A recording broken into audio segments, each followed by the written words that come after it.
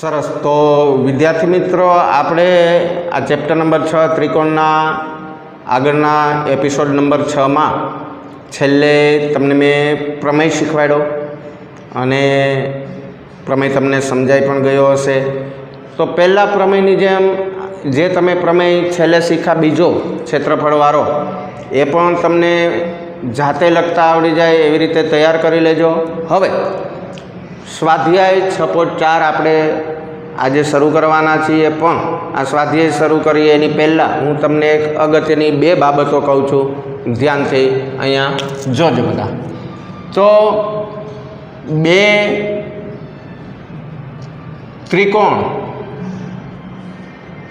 2 ત્રિકોણોની પરિમિતિ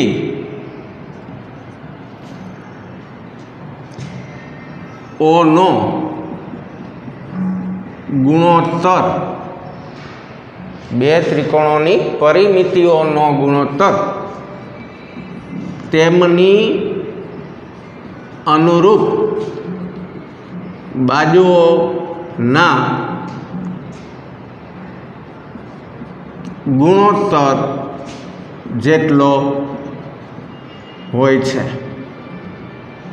જો દાખલા તરીકે 2 ત્રિકોણ એબીસી અને પીક્યુઆર હોય તો એબીસી ત્રિકોણ એબીસીની પરિમિતિ મેં ટૂંકમાં લખ્યું છે. ત્રિકોણ એબીસીની પરિમિતિ એને ભાગ્યા ત્રિકોણ પીક્યુઆરની પરિમિતિ, એટલે 2 ત્રિકોણની પરિમિતિઓનો ગુણોત્તર કેટલો થાય તો કે અનુરૂપ બાજુઓના ગુણોત્તર જેટલો. એટલે અનુરૂપ બાજુ પહેલામાં એબી તો બીજામાં પીક્યુ, અથવા તો બીસી છેદમાં ક્યુઆર, અથવા તો એસી છેદમાં પીઆર. આપણે આ ગુણોત્તર લઈ અને દાખલા ગણી શકીએ. ત્યાર પછી તો તમે આગળ જે પ્રમેય શીખાય એ જ આપણે ક્ષેત્રફળ હોય તો 2 ત્રિકોણોના ક્ષેત્રફળ માટે તમે શું લખ્યું હતું પ્રમેયમાં છેલ્લે કે ત્રિકોણ 1નું ક્ષેત્રફળ છેદમાં ત્રિકોણ બીજો પીક્યુઆરનું ક્ષેત્રફળ. ધ્યાન રાખજો, ખાસ તફાવત જ જોવાનો છે કે જો પરિમિતિ હોય તો બાજુ ઉપર વર્ગ કરવાનો થતો નથી, ખાલી બાજુઓનો ગુણોત્તર જ લખવાનો થાય. જો ક્ષેત્રફળનો ગુણોત્તર હોય તો આપણે બાજુઓનો વર્ગ કરીએ છીએ. મારે તમને આ 2 બાબત આજે બતાવવાની હતી, પછી આપણે સ્વાધ્યાય શરૂ કરીએ. તો ક્ષેત્રફળની જો વાત હોય તો ધ્યાન રાખજો, કારણ કે મોટાભાગના વિદ્યાર્થીઓ ભૂલ આ જ કરે છે. રકમની અંદર પરિમિતિ આપી હોય અને તમે પ્રમેય શીખ્યા એટલે પરિમિતિ આપી હોય તો ઘણા બાજુઓનો વર્ગ કરીને દાખલો ગણતા હોય, ખોટો પડે. પરિમિતિનો ગુણોત્તર લ્યો ત્યારે બાજુ ઉપર વર્ગ કરવાનો થતો નથી. ક્ષેત્રફળનો ગુણોત્તર લ્યો ત્યારે બાજુનો વર્ગ કરવાનો થાય છે. તો હવે આપણે આ સ્વાધ્યાય 6.4 દાખલો પહેલો તમને રકમમાં એમ આપેલ છે ત્રિકોણ એબીસી ને સમરૂપ ત્રિકોણ ડીઈએફ, એટલે કે આ બંને ત્રિકોણ સમરૂપ છે. ક્ષેત્રફળો અનુક્રમે, એટલે કે પહેલા ત્રિકોણ એબીસીનું ક્ષેત્રફળ 64 64 અને બીજો ત્રિકોણ ડીએફનું ક્ષેત્રફળ 121 આપેલ છે રકમમાં.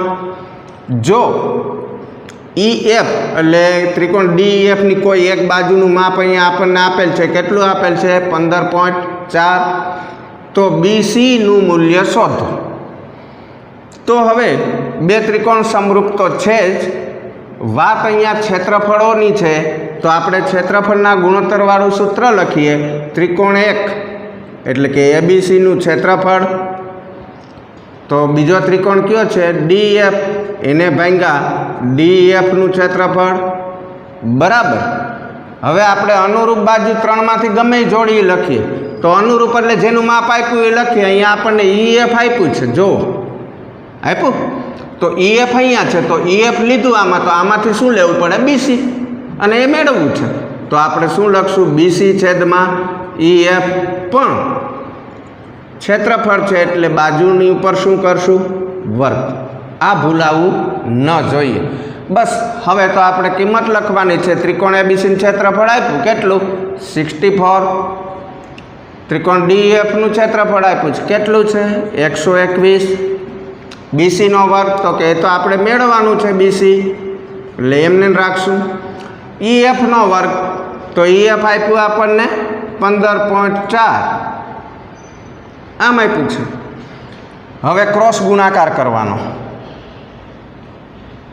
તો બીસીનો વર્ગ બરાબર બીસી વર્ગ ગુણ્યા 121 બરાબર 64 ને ગુણ્યા 15.4. બીસી વર્ગ બરાબર 121 ક્યાં જશે છેદમાં, એટલે 64 એને ગુણ્યા 15.4 છેદમાં 121. હવે આપણે આના છેદ ઉડાડશું તો અહીં નીચે જો કે લખીશ તો તમને દેખાશે નહીં, તમે આરામથી આના છેદ ઉડાડી શકશો. એટલે હું તમારા ઉપર છોડું છું આ છેદ ઉડાડવાનું, કારણ કે આપણે આગળ 2 કે 3 સ્વાધ્યાયમાં જે દાખલાઓ ગણ્યા એને પણ ક્રોસ ગુણાકાર કરી અને આપણે જવાબ મેળવેલા છે. તો છેદ ઉડાડતા આપણને આવડવા જોઈએ, પણ છેદ ઉડી ગયા પછી જે જવાબ આવે એનું શું કરવાનું થશે વર્ગમૂળ, તો આપણને બીસીની કિંમત મળશે. બરાબર. હવે ત્યાર પછી દાખલો બીજો આપણને આપેલ છે કે જો ડી એ બીસીનું મધ્ય બિંદુ હોય તો સમબાજુ ત્રિકોણ એબીસી અને ત્રિકોણ બીડીઈ છે, ત્રિકોણ સમબાજુ છે, તો તેમના ક્ષેત્રફળોનો ગુણોત્તર કેટલો થાય. હું અહીંયા રફ વર્ક તરીકે 2 આકૃતિ દોરું છું. આ એબીસી ત્રિકોણ, બીજો ત્રિકોણ છે એ સમબાજુ, એટલે આ 2 ત્રિકોણો સમબાજુ ત્રિકોણો છે. એનું નામ આપણને આપ્યું છે બીડીઈ. સમબાજુ એટલે બધી બાજુ સરખી હોય. અને ખાસ કે જ્યારે તમને સમબાજુ ત્રિકોણ સમરૂપ છે એમ આપે ત્યારે કોઈ પણ સંગતતા અને સમરૂપતામાં લખી શકો છો. એટલે જ તો મેં અહીં લખ્યું ત્રિકોણ એબીસીને સમરૂપ ત્રિકોણ ઈબીડી. બધા ત્રિકોણ માટે આમ ન લખી શકીએ, પણ અહીંયા આપણને ત્રિકોણ સમબાજુ છે એમ કીધું છે. એટલે સમબાજુની તો બધી બાજુઓ સરખી હોય, એટલે બધી જ અનુરૂપ બાજુનો ગુણોત્તર પણ સમાન જ હોય છે. કોઈ પણ 2 બાજુ લ્યો, તમે એબી છેદમાં બીડી લ્યો તો પણ ગુણોત્તર સમાન થાય, એબી છેદમાં ડી લેશો તો પણ સમાન થશે. કારણ તો કે સમબાજુ ત્રિકોણ છે, એટલે અહીંયા કોઈ પણ સંગતતા આપણે લઈ શકીએ છીએ. તો મેં અહીં સંગતતા લીધી છે ત્રિકોણ એબીસીને સમરૂપ ત્રિકોણ ઈબીડી. હવે એણે એમ કીધું તેના ક્ષેત્રફળોનો ગુણોત્તર કેટલો થાય. બીજું રકમમાં તમને અહીંયા શું આપ્યું, ડી એ બીસીનું મધ્ય બિંદુ છે, એટલે બીસીનું મધ્ય બિંદુ આ. જો કે મધ્યગા છે એમ કીધું નથી, ખાલી મધ્ય બિંદુ કીધું છે, એટલે મધ્યગા કાઢી નાખીએ આપણે. તો મધ્ય બિંદુ હોય તો 2 ભાગ આ કેવા થાય સરખા, એટલે બીડી અને ડીસી 2 ભાગનું મૂલ્ય સરખું થાય. એનો અર્થ એવો થાય કે બીસી આખો રેખાખંડ બીસી કોના જેટલો થાય 2 વખત બીડી જેટલો થાય. કારણ જો આ ન સમજાતું હોય તો આમ લખું છું, ડી છે એ બીસીનું મધ્ય બિંદુ છે જે રકમમાં આપ્યું છે. બરાબર. તો મધ્ય બિંદુ હોય તો બી થી ડી જે ભાગ છે બી ડી એ કોનો અડધો થાય બીસીનો. આ બગડો અહીંયા આવે તો બીસી બરાબર શું થઈ જાય 2BD. બરાબર. હવે આપણે એના ક્ષેત્રફળનો ગુણોત્તર લઈએ કે ત્રિકોણ એબીસીનું ક્ષેત્રફળ ના છેદમાં ત્રિકોણ ઈબીડી નું ક્ષેત્રફળ, કારણ કે આપણને ક્ષેત્રફળનો ગુણોત્તર કેટલો થાય એમ પૂછ્યું છે. તો 2 ત્રિકોણના ક્ષેત્રફળ અને ક્ષેત્રફળનો ગુણોત્તર લેતી વખતે આપણે બાજુનો વર્ગ કરીએ છીએ. તો અનુરૂપ બાજુ આપણે લઈએ તો શું લખશું આમાંથી બીસીનો વર્ગ. અહીંયા શું લખ્યું બીસીનો વર્ગ, તો હવે આમાંથી શું લખશું બીડીનો વર્ગ. બીસી તો બીસીની વેલ્યુ મૂકી દો કેટલી છે 2BD, પણ બીસીની કિંમત મૂકી છે, હજી વર્ગ કરવાનો બાકી છે ધ્યાન રાખજો. પછી છેદમાં બીડીનો વર્ગ. હવે 2નો વર્ગ કેટલો થાય? 4, બાજુમાં BD કારણ કે બંનેનો વર્ગ કરીને મૂકવું પડશે, અને છેદમાં શું છે? BD વર્ગ ઉડી જાય એટલે ઉપર વધે 4, નીચે કંઈ વધતું નથી એટલે 1. તો બંને ત્રિકોણના ક્ષેત્રફળનો ગુણોત્તર આપણને કેટલો મળ્યો? 4:1 ગુણોત્તર પૂછ્યો છે એટલે આપણે આમ લખશું ત્રિકોણ ABCનું ક્ષેત્રફળ અને ત્રિકોણ EBDના ક્ષેત્રફળનો ગુણોત્તર આપણને 4:1 મળે છે. બરાબર. તો હવે તમે તમારી નોટબુકમાં લખી લેશો.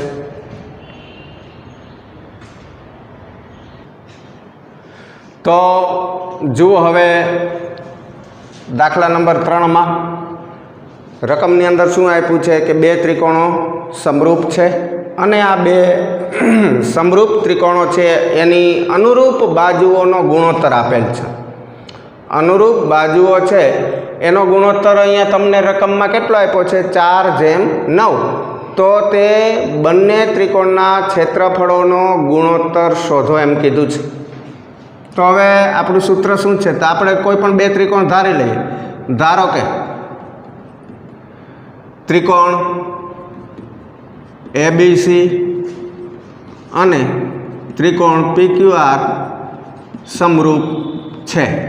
એને નામ નથી આપ્યા એટલે આપણે 2 ત્રિકોણ ધારી લીધા. તો હવે 2 ત્રિકોણ જે છે એ બંને ત્રિકોણના ક્ષેત્રફળનો ગુણોત્તર આપણે જો સૂત્રમાં મૂકીએ તો કોઈ પણ અનુરૂપ બાજુ છે એનો ગુણોત્તર AB છેદમાં શું આવશે? PQ, પણ એનો શું કરવાનો છે? વર્ગ. તો આપણે માનો કે AB બરાબર 4 છેદમાં PQ બરાબર 9, એનો વર્ગ બરાબર 16 છેદમાં 81. એટલે ક્ષેત્રફળોનો ગુણોત્તર કેટલો આવે છે? 16:81. જો કે તમને 2 માર્ક્સમાં આવો દાખલો ના પૂછાય, ધ્યાનમાં રાખજો. આવી રકમ છે એ હંમેશા તમને 1 માર્કમાં પૂછાય, કારણ કે આમાં ગણતરી કરવાની જરૂર હોતી નથી. તમને બાજુઓનો ગુણોત્તર આપ્યો હોય અને ક્ષેત્રફળનો ગુણોત્તર મેળવવાનો કહે તો તમારે એનો વર્ગ જ કરવાનો હોય. જો તમને ક્ષેત્રફળનો ગુણોત્તર આપ્યો હોય અને બાજુઓનો ગુણોત્તર મેળવો એમ કહે તો વર્ગમૂળ કરવાનું હોય. માની લો ક્ષેત્રફળનો ગુણોત્તર 16:81 આપ્યું હોય અને એમ પૂછે કે બાજુઓનો ગુણોત્તર મેળવો, તો તમારે આનું વર્ગમૂળ કરીને મૂકી દેવાનું. પણ ધ્યાન રાખજો, પરિમિતિમાં વર્ગમૂળ કે વર્ગ કરવાનું થતું નથી. પરિમિતિની જો વાત હોય તો પરિમિતિનો ગુણોત્તર હોય એટલો જ બાજુઓનો ગુણોત્તર હોય, બાજુઓનો ગુણોત્તર હોય એટલો જ પરિમિતિઓનો ગુણોત્તર હોય છે. તો હવે આ સ્વાધ્યાયની અંદર આપણે જે આ દાખલો પહેલો ગણ્યો છે, આગળની ચર્ચા હવે આપણે કરશું. તમારી નોટબુકમાં લખી લેજો. સારું. તો વિદ્યાર્થી મિત્રો, આપણે જે ચેપ્ટર અત્યારે 6.4 ચાલુ છે, જેમાં આપણે જે દાખલાઓ ગણવાના હતા એ તમને મેં સમજાવ્યા. પણ પહેલો જે દાખલો છે એમાં તમને પોતાએ છેદ ઉડાડવા માટે મેં આપ્યું હતું, તો તમે ગણ્યો હશે. તો તમે જે જવાબ મેળવો છે એ સાચો છે કે નહીં જરાક હું અહીંયા બતાવી દઉં છું ફરીથી. પહેલાં મેં તમે પ્રયત્ન કરો એટલા માટે તમને આપ્યું હતું. હવે હું તમને એ સમજાવી દઉં છું. તમને એ પહેલા દાખલાની અંદર શું આપ્યું હતું? ત્રિકોણ ABC અને ત્રિકોણ DEFના ક્ષેત્રફળ અનુક્રમે 64 અને 121 છે, અને ત્રિકોણ DEFમાં EFનું મૂલ્ય તમને 15.4 આપેલું હતું. તો BCનું મૂલ્ય મેળવો એમ કીધું હતું. તો આપણે કાલે મેં અધૂરું મૂકી દીધું હતું અને તમને ગણવા આપેલ કે ત્રિકોણ ABCનું ક્ષેત્રફળ એને ભાગ્યા ત્રિકોણ DEFનું ક્ષેત્રફળ બરાબર. તો સામે બાજુઓનો વર્ગ આવશે, એટલે કે આપણે જો BC લખીએ તો BC, તો છેદમાં શું આવશે? એને અનુરૂપ EF એનો વર્ગ બરાબર. BC વર્ગ છેદમાં EF વર્ગ લખીએ તો પણ ચાલે. એટલે વર્ગ આપણે 2 ઉપર કરતો રહેવાનો. હવે ABCનું ક્ષેત્રફળ તો 64 હતું, આનું 121, અને BC વર્ગ છે એ તો આપણે મેળવવાનું હતું, અને EF છે એ તમને 15.4 આપેલું હતું બરાબર છે. ક્રોસ ગુણાકાર કરીએ તો BCનો વર્ગ ગુણ્યા 121. અથવા જો તમે હજી કદાચ શોર્ટકટ કરવું હોય તો દાખલા તરીકે આ જે છે એ બેયની ઉપર વર્ગ છે, તો ડાબી બાજુ જમણી બાજુ વર્ગમૂળ લઈ લ્યો ડાયરેક્ટ. તો 64નું વર્ગમૂળ તો તમને આવડતું જ હોય. 8 121નું 11. અહીંથી વર્ગમૂળ કાઢી નાખો એટલે ડાયરેક્ટ BC થઈ ગયા, અને અહીંયા વર્ગમૂળ કાઢો એટલે શું થઈ જાય 15.4.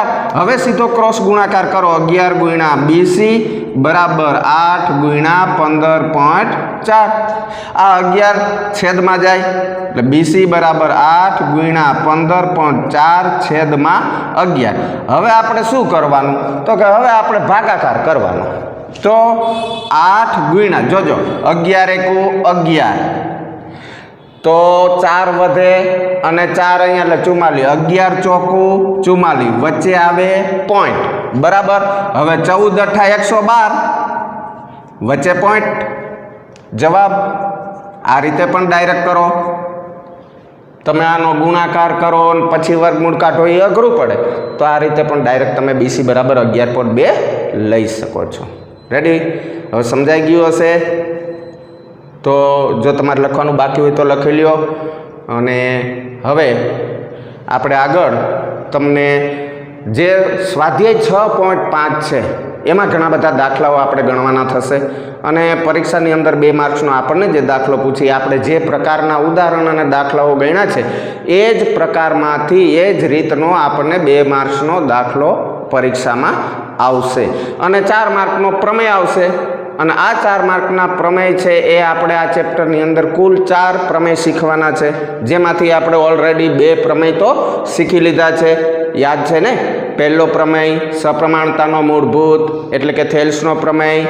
ત્યાર પછી આપણે 2 ત્રિકોણના ક્ષેત્રફળના ગુણોત્તરવાળો પ્રમેય કર્યો, અને હવે આપણે ત્રીજો પ્રમેય શીખશું પાયથાગોરસનો પ્રમેય, અને ત્યાર પછી આપણે ચોથો પ્રમેય પાયથાગોરસનો પ્રતિપ્રમેય આપણે શીખશું, જે ગયા વર્ષે SSC બોર્ડની પરીક્ષામાં પૂછાયેલ હતો. એટલે ખાસ તો પાયથાગોરસના પ્રમેયને શીખતા પહેલાં મારે તમને જે કંઈ સૂત્રો જરાક સમજાવવાનું છે એ હું સમજાવીશ. તો હવે ફરીથી અહીંયા તમે લોકો બોર્ડ તરફ ધ્યાન આપશો, નીચે જોવાનું નથી, સતત અહીંયા ધ્યાન આપજો બધા.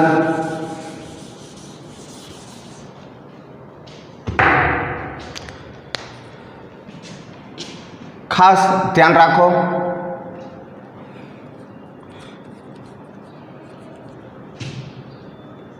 જો કાટકોણ ત્રિકોણમાં કર્ણ પર વેધ દોરેલ હોય, કાટકોણ ત્રિકોણમાં કર્ણ પર વેધ દોરેલ હોય તો તેનાથી એટલે કોના? વેધથી. કારણ કે તમે વેધ દોરો એટલે તેનાથી બનતા 2 ત્રિકોણો મૂળ ત્રિકોણ આપણે જે લીધો હોય મૂળ ત્રિકોણને સમરૂપ હોય છે, તથા તે બંને ત્રિકોણો, બંને એટલે તેનાથી બનતા 2 ત્રિકોણ છે, બંને ત્રિકોણો પણ સમરૂપ થાય. ખાસ ખૂબ અગત્યની બાબત છે, કારણ કે આ સમજાઈ જશે એટલે પાયથાગોરસના પ્રમેયને સાબિત કરવું એટલે તમારા માટે ખાલી માત્ર 3 મિનિટમાં તમે પ્રમેય જોયા વગર લખી શકશો. એટલે આને સમજવામાં ખાસ ધ્યાન આપજો. ફરીથી કહું, કાટકોણ ત્રિકોણમાં એટલે પહેલાં આપણે એક કાટકોણ ત્રિકોણ દોરીએ.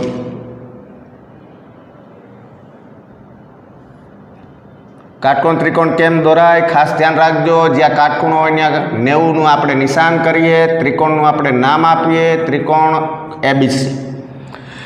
કર્ણ પર વેધ તો અહીંથી જ દોરવો પડશે. તો વેધ દોરો તો વેધ હંમેશા 90ના ખૂણે હોય. વેધનું નામ તમે ગમે તે આપી દો. મેં નામ આપ્યું વેધ BM. જો ધ્યાન રાખજો, અહીંયા વેધનું નામ શું? BM. લંબ છે, આને લંબ કહેવાય. બિંદુ M ને શું કહેવાય? તો બિંદુ એમને ખાસ ધ્યાન રાખજો, એને લંબ ઉપર ટૂંકમાં જે બિંદુ છે એને લંબપાદ કહેવાય. આ તો લંબ છે, લંબ હોય વેધ હોય, એનું નામ BM, રેખાખંડ BM એસી પરનો વેધ છે. પણ કોઈ પણ વેધ હોય ને, વેધનો બીજો અક્ષર તમને કોઈ એમ કે AB લંબ, AB વેધ છે, તો લંબપાદ કોણ થાય? બી. બીજું બિંદુ હોય ને, પહેલું નહીં બીજું, AC હોય તો લંબપાદ કોણ થાય? સી, છેલ્લું બિંદુ.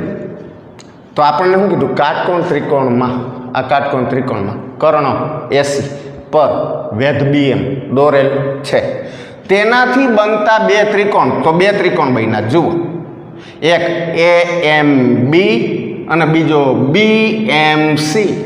આ બે ત્રિકોણ બન્યા. તમને એમ થાય સર આમ કેમ લીધું? તો હું સમજાવું. મેં અહીંયા AMB એટલે કાટખૂણો વચ્ચે રાખ્યો, તો હવે આમાંય કાટખૂણો બીજા ત્રિકોણ નામ એવી રીતે બોલો, કાટખૂણો વચ્ચે રહે, BMC. બરાબર? બે ત્રિકોણ, આ બંને ત્રિકોણ મૂળ ત્રિકોણને સમરૂપ. મૂળ ત્રિકોણ તો આપણો કયો છે? ત્રિકોણ ABC. એટલે જુઓ, નંબર 1 ત્રિકોણ AMB. AMB કોને સમરૂપ છે? મૂળ ત્રિકોણ. તો મૂળ ત્રિકોણ કોણ છે? ABC. નંબર 2 હવે જે બીજો ત્રિકોણ છે એનું નામ લખીએ BMC. ત્રિકોણ BMC સમરૂપ કોને થશે? એ પણ મૂળ ત્રિકોણ ABC ને સમરૂપ થશે. હવે નંબર 3 આગળ શું લખ્યું જુઓ, તથા તે બંને ત્રિકોણો, એટલે કે આ બે ત્રિકોણ જ્યાં પણ સમરૂપ થાય, એટલે ત્રિકોણ AMB ને સમરૂપ ત્રિકોણ BMC. તો ખાસ યાદ રાખવું. પછી તો આપણે ગુણોત્તર લેવાનો હમણાં થશે, પાયથાગોરસનો પ્રમેય સાબિત કરશું એટલે તમને ખ્યાલ આવી જ જશે. તો આ બાબત જો તમને સમજાઈ ગઈ હોય તો હવે હું પાયથાગોરસનો પ્રમેય અહીંયા સમજાવું છું. આપણે આ પ્રમેય જે છે એ નામ પાયથાગોરસનો પ્રમેય લખો અને સાબિત કરો. ઘણીવાર ઘણા પૂછે સર આ સા ને ક એટલે શું? તો હું બોલું જ છું ને, સાબિત કરોનું ટૂંકું. સાત કરવાનું નથી, સાબિત કરવાનું. તો પાયથાગોરસનો પ્રમેય લખો અને સાબિત કરો એમ કીધું. જો આમ પરીક્ષામાં પૂછાય તો આપણે પહેલાં પાયથાગોરસનું વિધાન લખવું પડે. જો વિધાન ન લખો તો આપણો 1 માર્ક્સ કપાઈ જાય. એટલે ખાસ ધ્યાન રાખજો. અથવા બીજી રીત પણ છે એમાં, અથવા બોધાયન પ્રમેય લખો અને સાબિત કરો. અથવા તમને ત્રીજી રીત, જો કાટકોણ ત્રિકોણ, અથવા તમને પહેલેથી આમ કહે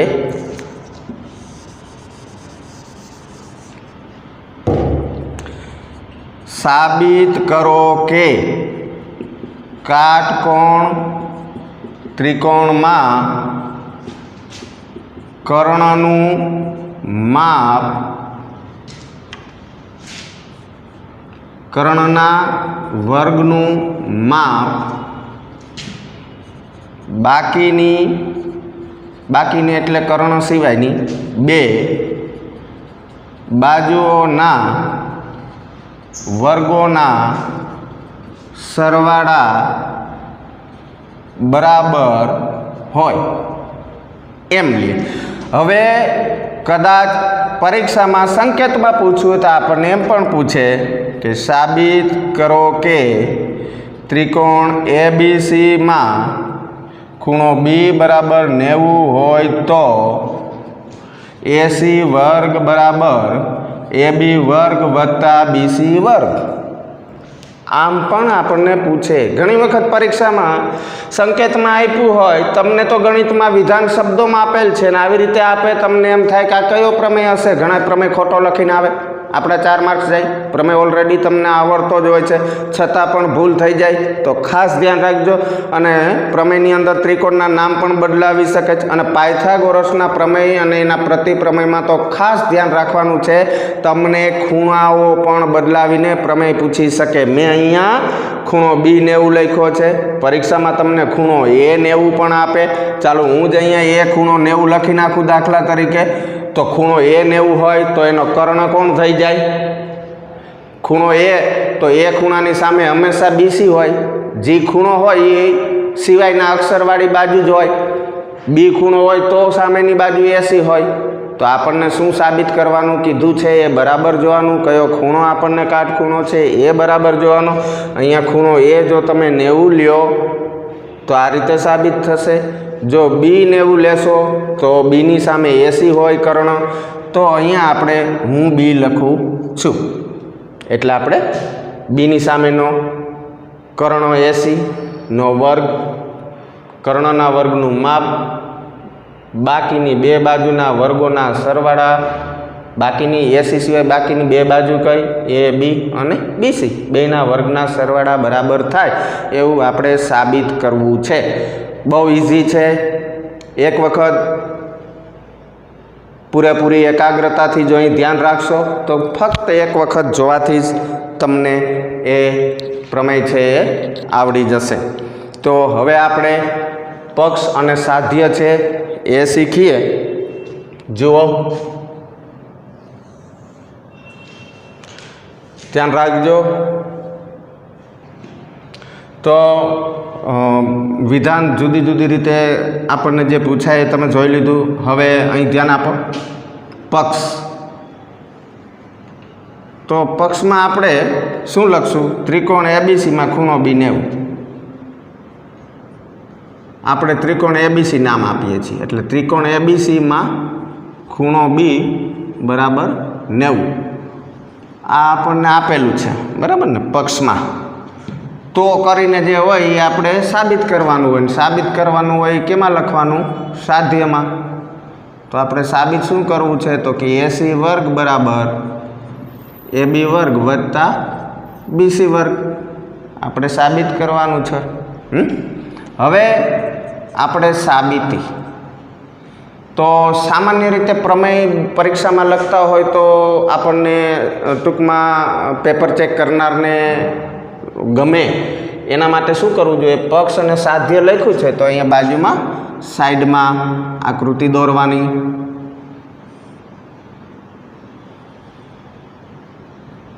ત્રિકોણ નામ ABC ફૂટપટ્ટીથી દોરવાની, ખાસ જેવી તેવી આકૃતિ નહીં દોરવાની.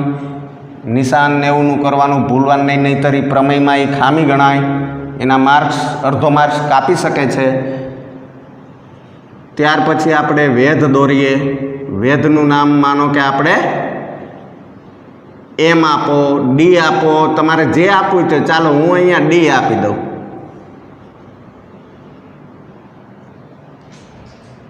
એટલે BD વેધ છે. તો હવે આપણે શું લખશું કે ત્રિકોણ ABCમાં ખૂણો B બરાબર 90 આપેલ છે અને BD કોને લંબ છે? AC ને. આ BD વેધ કોને લંબ છે? AC ને. તમે AC ઉપર BD વેધ દોરો એટલે આને કેમ બોલાય ખબર? ADC.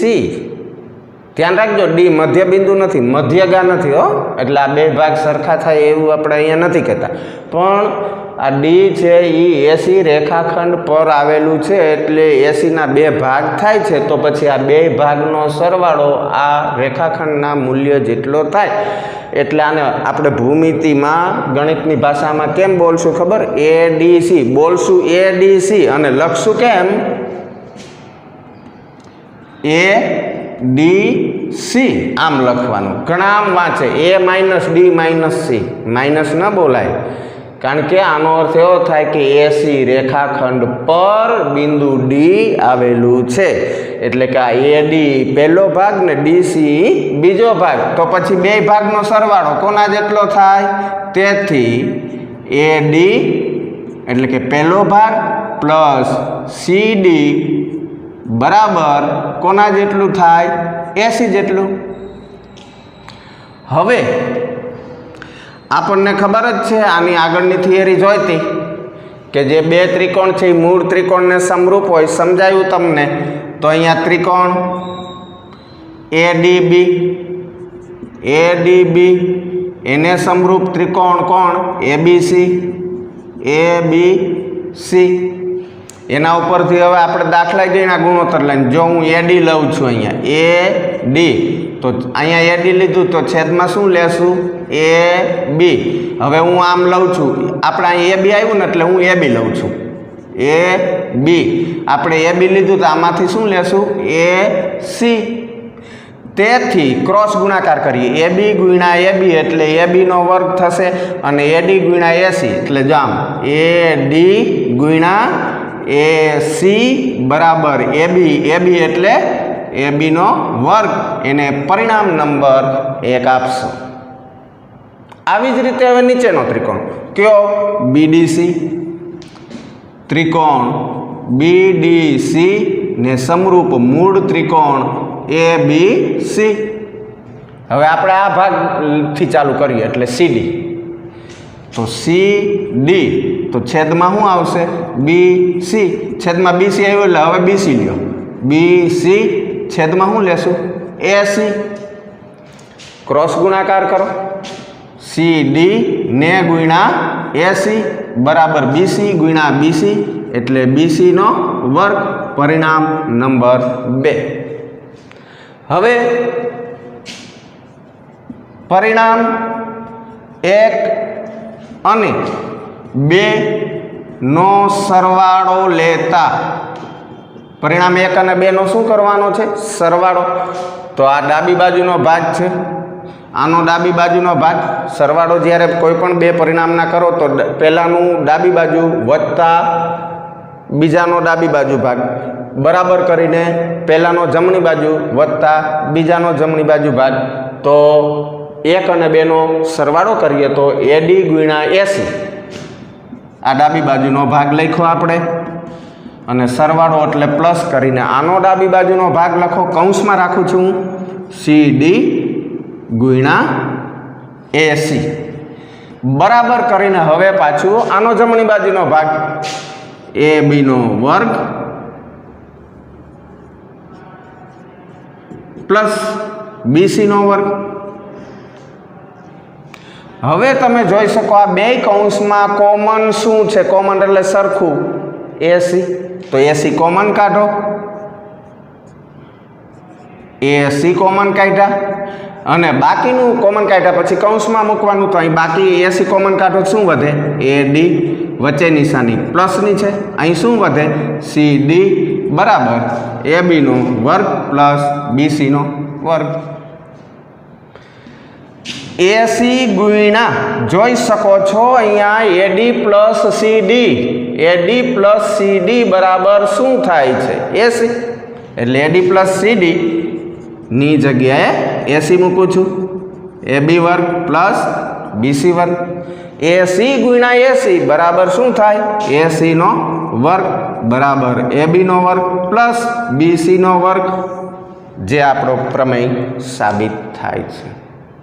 તો ખૂબ સરળ છે, સ્ટેપ બાય સ્ટેપ યાદ રાખો તો પ્રમેયના આપણને 4 માર્ક્સ મળશે। પણ ખાસ માનો કે પરીક્ષામાં તમને ખૂણો C90 નો કે તો C અહીંયા હોય તો સામે AB આવશે, તો સાબિત કરવાનું શું થશે તમારે કર્ણનો વર્ગ એટલે AB વર્ગ અહીંયા આવી જશે, AB વર્ગ બરાબર AC વર્ગ વત્તા અહીંયા આપણે AB લીધું તો અહીંયા આપણે C ખૂણો લીધો, અહીંયા આપણે B લખશું, AB નો વર્ગ બરાબર AC વર્ગ અહીંયા આવશે પ્લસ શું થશે BC વર્ગ।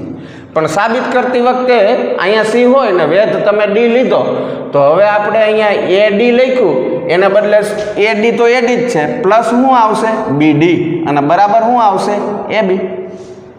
આપણે આ જ ક્રમમાં તો તમને હું હોમવર્ક તરીકે એક વખત તમારે